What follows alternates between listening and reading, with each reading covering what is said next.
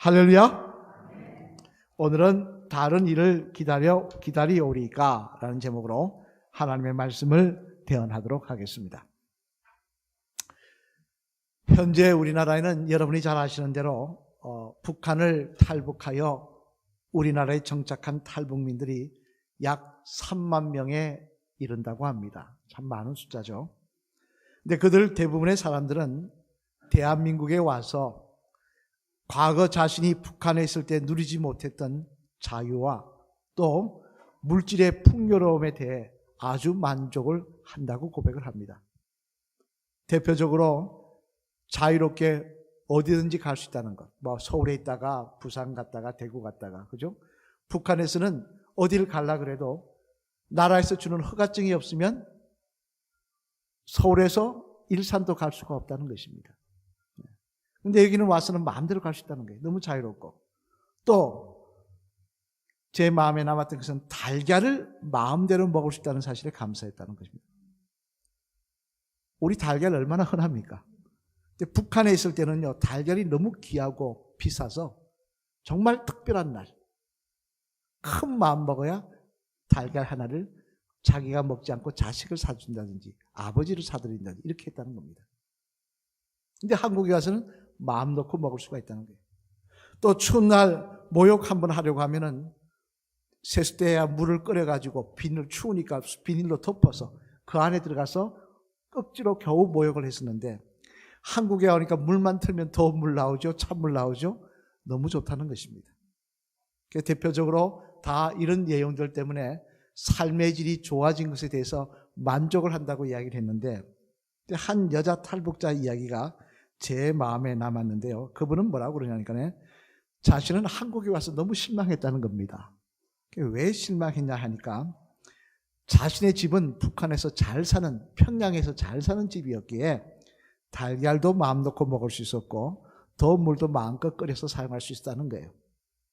그런데 왜 탈북했냐 하니까 드라마 때문에 탈북했는데 꽃보다 남자 한번 볼까요? 저는 이 드라마를 못 봤습니다. 근데 이 드라마에는 아주 궁궐 같은 집에서 산다고 그러네요. 그리고 멋진 차를 몰고 다닌다고 그럽니다.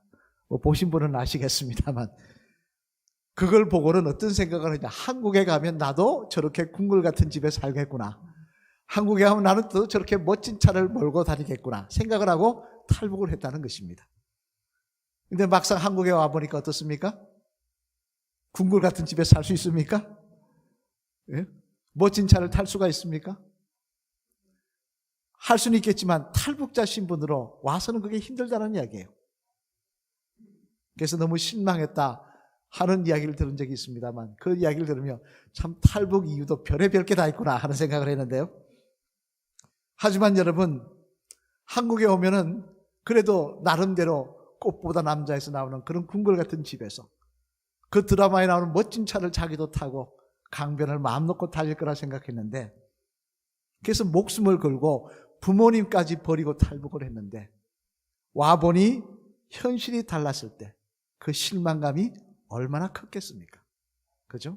그 절망감, 실망감. 다시 북한으로 돌아갈 수 있는 것도 아니지 않습니까?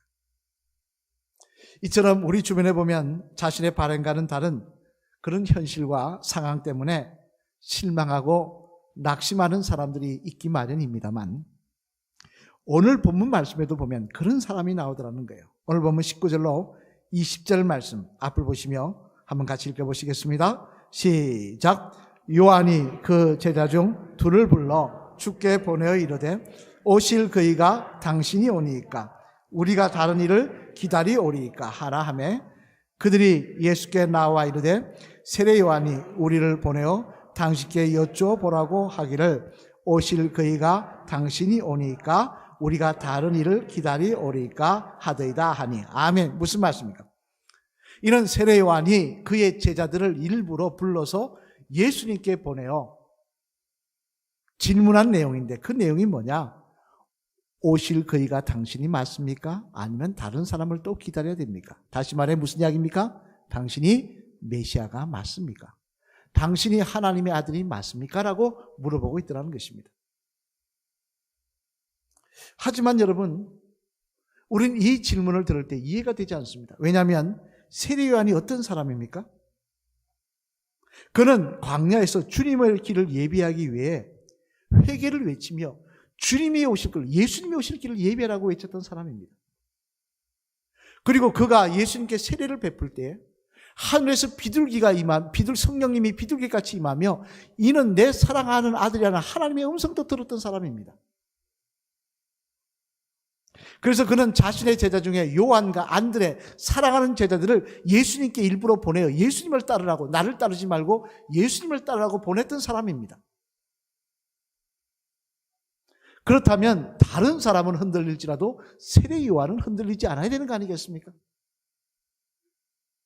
그런데 그가 뭐라고 하고 있습니까?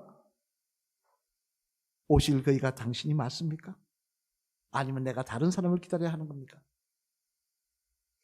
이런 말을 하고 있다는 것입니다. 그러면 여러분, 왜 다른 사람도 아닌 세례 요한과 같은 사람이 이처럼 예수님에 대한, 하나님에 대한 믿음이 흔들리고 있는 것일까요? 바라기로는 이 말씀을 통하여 우리의 믿음을 돌아보아 우리의 믿음도 잘못된 자리에 있다고 한다면 다시 바로 세우시는 저와 여러분들 되시기를 주님의 이름으로 축원합니다.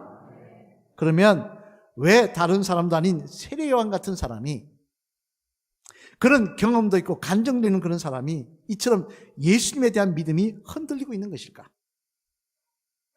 그 이유를 생각해 보면요, 먼저 첫째로 우리 한 같이 읽어보시겠습니다. 앞을 보시며 시작. 세례 요한에게 어느 사인가 자기 본의적인 믿음이 들어갔기 때문이었습니다. 뭐가 들어갔다고요? 자기 본의적인 믿음. 세례 요한에게 어느 사인가 자기 본의적인 믿음이 들어가니까 그렇게 되더라는 것입니다. 오늘 보면 20절 말씀 다시 한번 읽어보시겠습니다. 앞을 보시면 시작. 그들이 예수께 나아가 이르되 세례 요한이 우리를 보내어 당신께 여쭈어보라고 하기를 오실 그이가 당신이 오니까 우리가 다른 일을 기다려 오리까 하더이다 하니. 아멘. 무슨 말씀입니까? 세례 요한이 갑자기 예수님께 사람을 보내어 뭐라고 이야기하느냐? 당신이 맞습니까? 메시아가 맞습니까? 라고 물어보고 있더라는 것입니다만, 그러면 왜 갑자기 이런 질문을 했느냐? 이때까지 예수님에 대해서, 본인이 예수님에 대해서 전파하고 다녔지 않습니까? 그런데 갑자기 왜 이런 질문을 하고 있느냐? 그것은 바로 상황이 바뀌었기 때문이었습니다. 이전까지는 세례 요한은 광야에서 말씀을 전하고 있었어요. 그런데 이 말씀을 전할 때, 이 질문할 때 세례 요한은 어디 있었느냐? 감옥에 있었다는 것입니다. 마태복음 14장 말씀에 그 내용이 기록되는데요. 왜 감옥에 갇혔느냐? 그 당시 유대를 다스리던 헤롯 안디바라는 왕이 결혼을 했는데 누구랑 결혼했냐? 동생 아내랑 결혼을 했다는 겁니다. 자기 동생이 결혼한 아내가 마음에 든다고 제수씨를 빼앗아 가지고 자기 부인으로 삼았다는 거예요. 이 말이 되는 이야기입니까? 이런 일을 한 그 왕에 대해서, 헤롯 왕에 대해서 세례 요한이 사람들 앞에서 이거는 몹쓸 짓이다, 아는 자 뜯는 바람에 헤롯이 그것이 듣기 싫어 잡아다가 말이 감옥이지 토굴 같은 데 가둬놓고 두드려 팼다는 거예요. 고문했다는 거예요. 그게 지금 세례 요한의 상황이었다는 것입니다. 완전히 상황이 바뀐 것입니다. 하지만 그런 상황 속에서도 세례 요한의 가슴을 뛰게 하는 희망이 있었는데 그게 뭐냐? 예수님에 대한 기대감이었습니다. 이제 예수님이 본격적으로 자신의 사역을 시작하셨는데 이제 곧 이런 일이 일어나리라. 어떤 일이 일어날 것이냐? 헤롯 대왕이 쫓겨나서 심판받을 것이다. 나는 풀려나서 사람들 앞에 칭송을 받고 인정을 받을 것이다. 그리고 이 땅에 로마인들이 물러나고 이스라엘 땅이 회복될 것이다. 그런 꿈을 꾸고 있었다는 것입니다. 감옥에 갇혀 고통을 당하면서도 헤롯에게는 그 소망이 있었기에 그는 절망하지 않고 예수님만 바라보고 있었는데, 그런데 현실은 어떻습니까? 자기가 바라는 일이 일어날 기미가 안 보이는 거예요. 예수님은 공생애를 시작한다고 하시는데 헤롯이 심판받을 고사하고 여전히 잘 먹고 잘 살고 여전히 자기를 고문하고 핍박하고, 로마는 여전히 이스라엘 유대 땅을 핍박하고 그렇게 가고 있더라는 것입니다.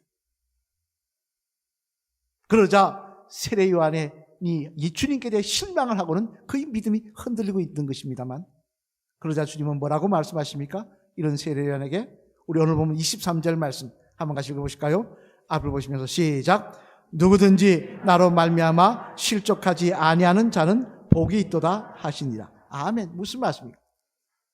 실족했다고 이 질문을 하고 있는 세례 요한에게 예수님이 뭐라고 하냐? 나를 말미암아, 내가 하는 사역으로 말미암아 실족하지 않은 자가 복이 있다. 즉 무슨 이야기입니까? 이는 한마디로 말해, 다시 말해, 메시아의 사명이 세례 요한 내가 생각하는 대로 행하는 것이 아니라는 것입니다.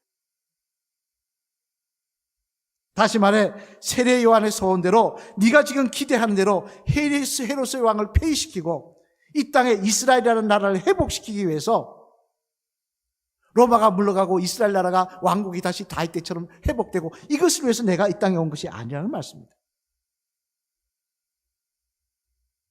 여러분, 우리가 분명히 알아야 될 사실은요, 예수님은 우리들이 원하는 것 들어주시고 우리들의 소원을 만족시켜 주시려고 이 땅에 오신 것이 아니라는 사실입니다. 만약에 예수님께서 우리들의 소원을 만족시키고 우리들이 바라는 것을 다 들어주시기 위해 이 땅에 오셨다면 대표적으로 이 땅에 순교자가 있을 수 있겠습니까? 당장 여러분 주기철 목사님 아시지 않습니까? 한번 볼까요? 주기철 목사님. 예. 주기철 목사님인데 갑자기 외국인이 나서 깜짝 놀라요. 주기철 목사님이신데요. 이분은 일제 말년에 4년 반 동안 감옥에 갇혀 고초를 당했습니다. 주기철 목사님이 인왕에게 신사참배하지 않는다고 어떤 고문을 당하셨느냐. 그는 잠을 못 자게 했답니다. 목사님을. 잠을 못 자게 하고, 그리고 코 거꾸로 매달아놓고 코에다 물을 부었다는 거예요. 숨을 못 쉬게. 매로 때리고 심지어 옷을 벗기고 인두로 찢었다는 거예요. 온몸을. 그 고난이 얼마나 심했겠습니까? 그래서 주기철 목사님이 뭐라고 하나님 앞에 기도했냐면, 하나님이여 어서 내 영혼을 거두어 주옵소서.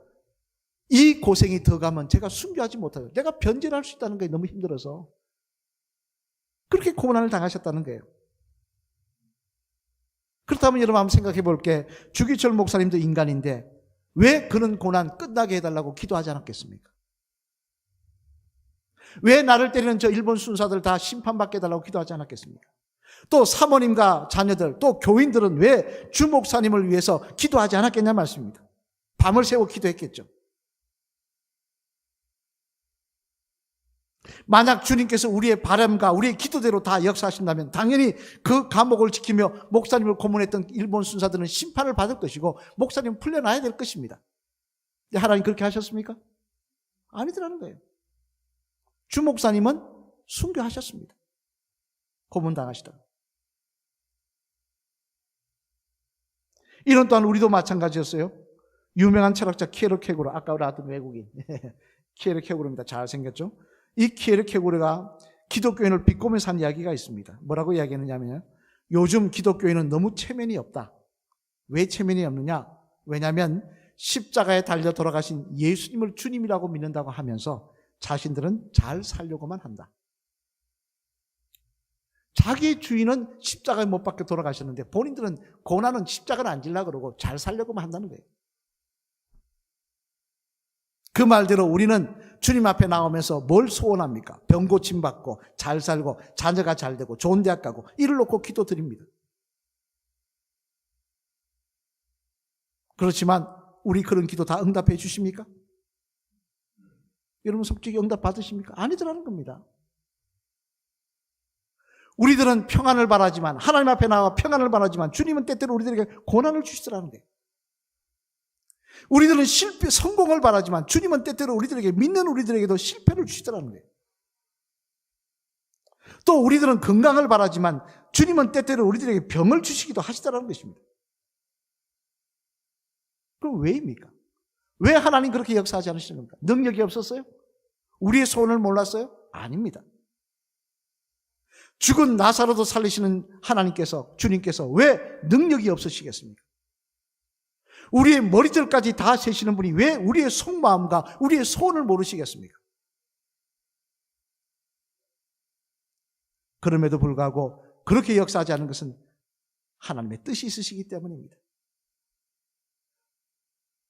우리의 손을 다 들어주면 잘 될 것 같지만 그게 아니라 때때로 우리의 손과 다른 방향을 통하여 정말 이 땅이 아닌 영원한 저 하늘나라에 들어가기 위해서 필요한 바른 믿음과 겸손, 진실한 회개 등을 주시기 원하셔서 그렇게 하시는 것이라는 말씀입니다.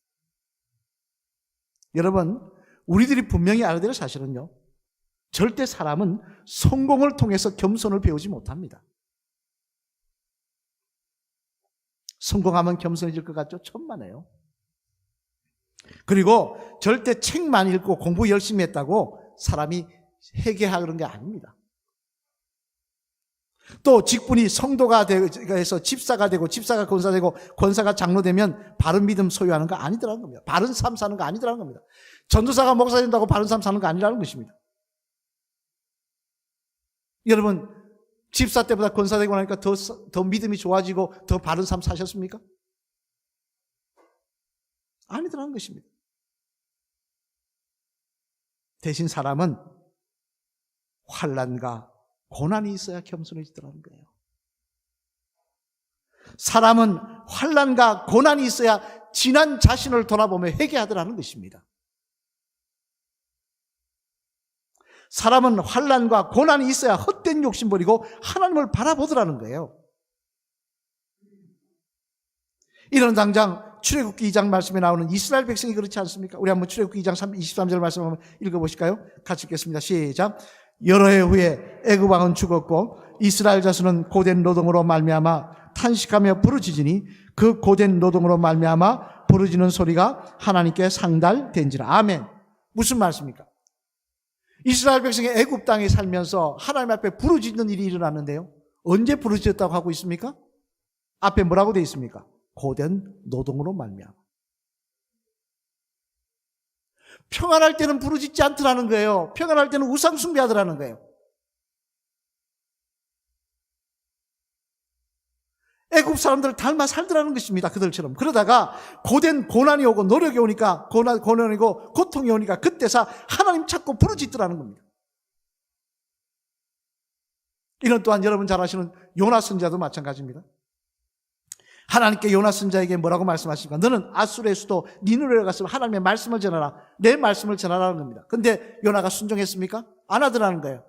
왜 안 합니까? 하나님 말씀이 마음에 안 든다는 거예요. 저들은 이스라엘의 원수인데 내가 왜 저들에게 가서 회개를 이야기해야 됩니까? 저 인간은 나한테 믿게 하는데 내가 왜 그 사람을 사랑해야 됩니까? 저 사람은 욕먹을 짓을 하는데 내가 왜 비난하면 안 됩니까? 하나님 말씀이 마음에 안 드는 거예요. 안 하더라는 거예요. 못합니다 하더라는 거예요. 그러다가 배를 타고 가다가 풍랑을 만나 바다에 던져지고 고래 뱃속에 삼키는 고난을 겪고 나서야 그가 뭐라고 얘기합니까? 우리 요나서 2장 2절 한번 읽어보실까요? 앞에 읽겠습니다. 시작. 이르되 내가 받은 고난으로 말미암아 여호와께 불러 아뢰었더니 주께서 내게 대답하셨고 내가 소울의 뱃속에서 부르짖었더니 주께서 내 음성을 들으셨나이다. 아멘. 무슨 말씀입니까? 이는 한마디로 말해 고난당하고 나서 정신 차렸다는 것입니다. 고난당하고 나서야 내가 하나님 말씀에 순종하겠다는 것입니다. 무조건. 평안할 때는 내 마음대로 하다가 고난당하니까 정신 차리고 순종하겠다고 이야기하고 있다는 것입니다. 그래서 제가 누누이 강조하는 말씀이 있죠. 시편 119편 71절 말씀. 잘 아시는 말씀이죠. 같이 읽어보시겠습니다. 시작. 고난당하는 것이 내게 유익이라. 이로 말미암아 내가 주의 율례들을 배우게 되었나이다. 아멘. 뭐라고 이야기하고 있습니까? 내가 주님의 법들을 배우고 주님의 뜻을 배우고 내가 순종하는 것을 배웠는데 그게 뭘 통해 배웠다고요? 고난을 통해 배웠다는 거예요. 잘 되면 하나님이 사람을 살릴 것 같으니 아니더라는 겁니다. 교육으로 결단으로 바뀌지 않던 내 자신이 고난을 통하여 하나님 앞에 무릎 꿇고 순종하며 눈물 흘리며 변화되더라는 것입니다.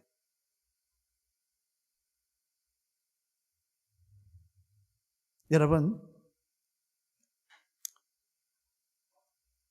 하나님은 그러나 우리가 기억해야 될 사실은 뭐냐면 하나님 비록 우리의 뜻과는 다르게 역사하지만 그러나 주님은 여전히 우리들을 사랑하시고 우리들의 처음과 끝을 아시는 주님께서는 분명히 합력하여 선한 것으로 우리를 인도하고 계심을 저는 믿습니다.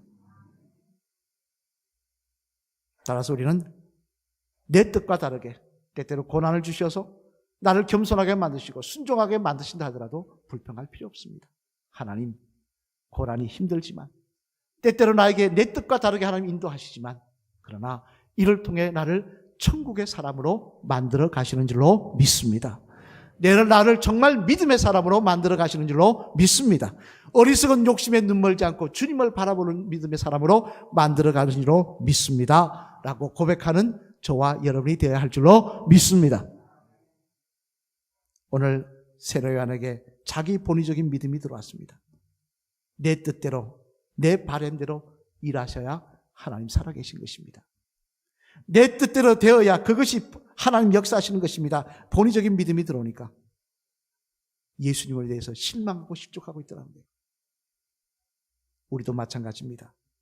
내 뜻대로 되어야 된다는 믿음 들어오면요, 우리도 실망하고 시험될 수밖에 없습니다. 마귀는 오늘도 그것을 심어줄 것입니다.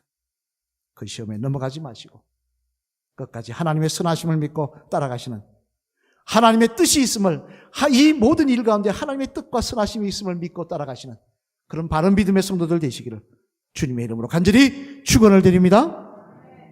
둘째로는 또 왜 세례 요한이 시험에 들었느냐, 우리 한번 같이 읽어보실까요? 시작. 세례 요한에게 어느 사이인가 하나님의 역사에 대한 조급한 믿음이 들어갔기 때문이었습니다. 뭐가 또 들어갔다가요? 조급한 믿음이 어느 사이인가 들어가 버렸다는 거예요. 22절 말씀 앞을 보시면 같이 읽겠습니다. 시작.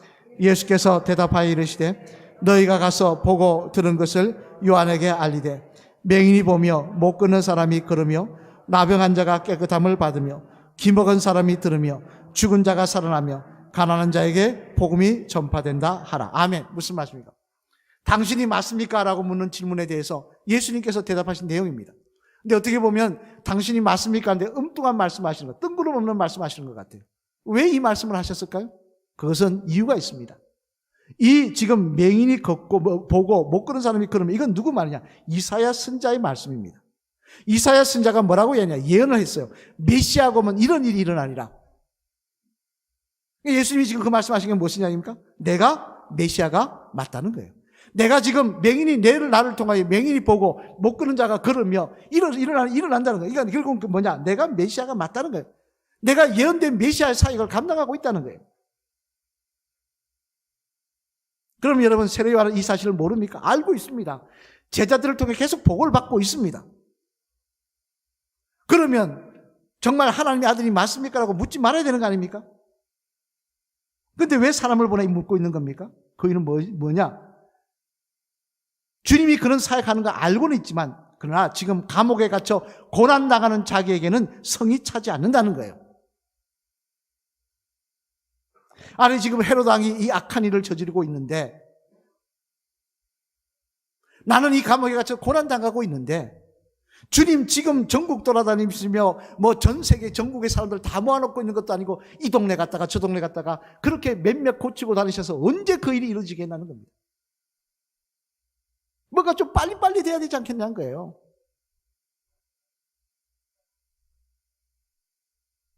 저는 빨리빨리 하면 생각나는 일이 있습니다.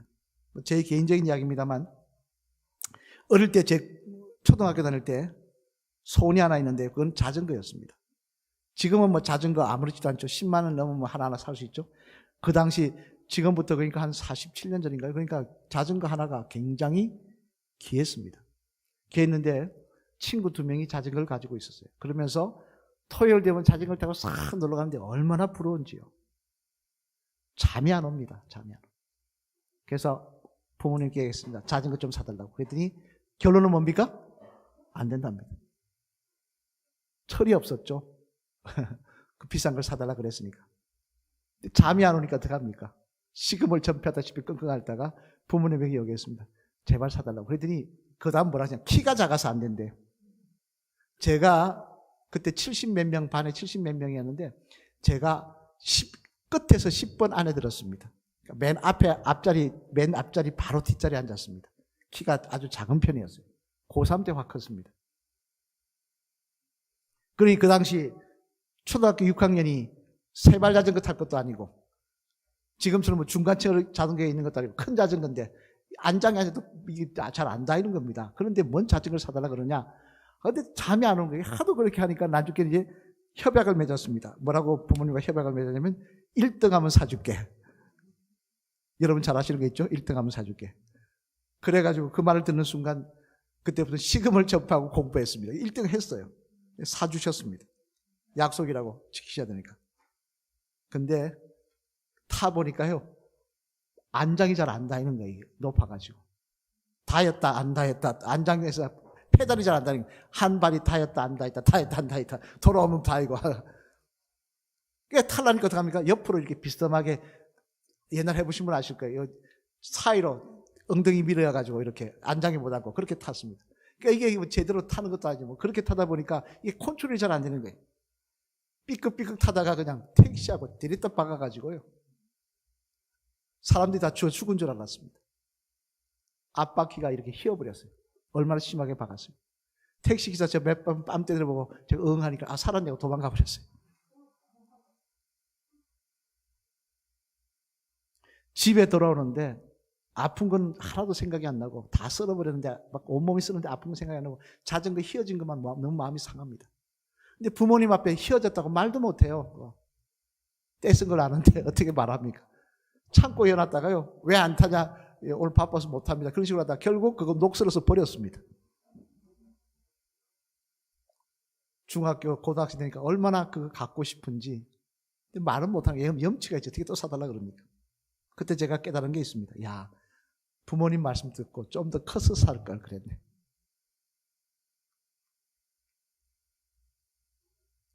좀 더 커서 샀으면 잘 탔을 것을.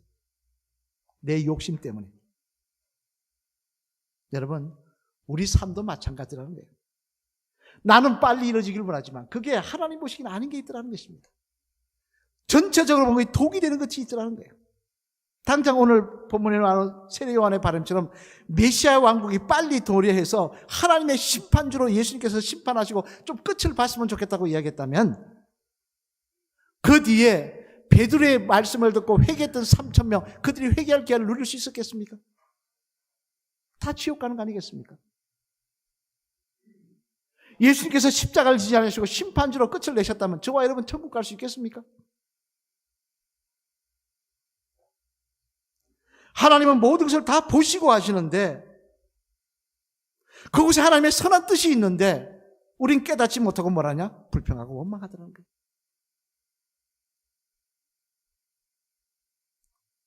오늘 세례요한도 마찬가지입니다. 그의 마음속에 조급한 마음이 들어가니까 불평하고 원망하더라는 것입니다.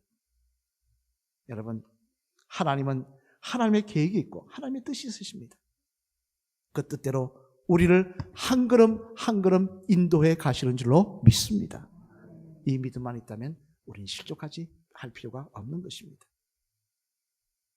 사랑하는 성도 여러분, 한국의 사전에 보니까 실망이라는 말을 한번 찾아보니까 이렇게 정의가 되어 있습니다. 바라던 일이 뜻대로 되지 아니하여 마음이 몹시 상함. 내 뜻대로 되지 않아서 마음이 상한 게 실망이라는 거예요. 오늘 세례 요한이 실망하고 있습니다. 왜 실망합니까? 내 뜻대로 되지 않아서. 내 바람대로 되지 않아서. 마귀가 그의 마음속에 어느 사이인가 자기 본의의 믿음과 조급한 신앙을 심어줘 버려서 그는 그 신앙을 가지고 주님을 바라보니까 실망하고 있더라는 거예요. 세례 요한이 실망하고 있으면 우리도 실망하는 것입니다. 우리에게도 조급한 신앙과 자기 본의의 신앙이 들어오면 하나님 내 뜻대로 내 마음대로 내 계획대로 하지 않는다고 실망하며 불평하며 낙심할 수밖에 없는 것입니다. 그리고 원망하고 주님을 떠나는 어리석은 성도가 될 수도 있는 것입니다. 여러분 마음속에 그런 신앙이 찾아온다면요. 그래서 하나님 앞에 실망하고 낙심하는 마음이 있다면요. 담대히 외치시기 바랍니다. 악한 영아, 나를 실족하게 하는 악한 영아, 예수 그리스도 이름으로 물러갈지어다. 나는 하나님의 선하심을 믿노라. 하나님의 선하심을 믿노라. 우리 한번 따라 하실까요? 마주 보시면 집사님의 마음속에 자리 잡으려고 하는 자기 본의적인 믿음과 성급한 믿음을 성령의 능력으로 물리치시길 바랍니다. 그리하여 진정 주님과 동행하시는 바른 믿음의 집사님 되시길 바랍니다. 할렐루야. 아멘. 저는 여러분 다윗을 참 보면서 참 위대한 믿음의 사람이라고 생각을 하는데요. 그의 다윗의 인생 가운데 어려움 많이 당했지 않습니까? 믿는 부하에게 배신을 당하고 장인한테 죽일 뻔하고 아들한테 죽임을 당할 뻔하고 그런 상황 속에서 그런 이런 고백을 합니다. 우리 시편 23편 6절 말씀 한번 같이 읽어보실까요? 같이 읽겠습니다. 시작. 내 평생의 선하심과 인자심이 반드시 나를 따르니 내가 여호와의 집에 영원히 살리로다. 아멘. 뭐라고 이야기하고 있습니까? 내 평생의 선하심과 인자심, 하나님의 선하심과 인자심이 반드시 나를 따르니 내가 여호와의 집에 영원히 살리로다. 하나님께서 나를 여호와의 집에 영원히 살게 하기 위해서 때때로 고난도 있고 어려움도 있는 것을 내가 압니다. 하나님, 이를 통하여 내가 하나님의 집에 영원히 살게 될 줄로 믿습니다.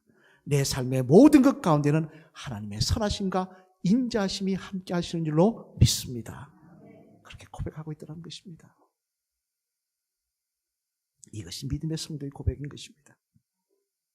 로마서 4장 20절 말씀에도 사도 바울도 이렇게 말씀하십니다. 우리 이 말씀 같이 읽어보실까요? 시작. 믿음이 없어 하나님의 약속을 의심하지 않고 믿음으로 경과하여져서 하나님께 영광을 돌리며. 아멘. 무슨 말입니까?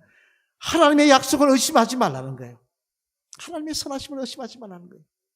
내가 너를 사랑한다는 말씀을 의심하지 말라는 거예요. 내가 너와 끝날까지 함께하겠다는 그 말씀을 의심하지 말라는 거예요. 마귀는 그것을 의심하게 하는 방법으로 뭘 줍니까? 우리에게 내 본의적인 믿음을 심어줍니다. 마귀는 그것을 의심하기 위해서 조급한 신앙을 심어줍니다. 그리고 하나님에 대해서 실망하고 낙심하게 만듭니다. 여러분, 그 유혹에 넘어가지 마시기 바랍니다. 사탄아, 물러가라. 나는 하나님의 선하심을 믿노라. 내 평생의 선하심과 인자심이 정녕 나를 따르리니 내가 여호와의 집에 영원히 살게 될 줄로 믿습니다. 그 고백으로 나아가시는 저와 여러분 되시기를 주님의 이름으로 간절히 축원을 드립니다.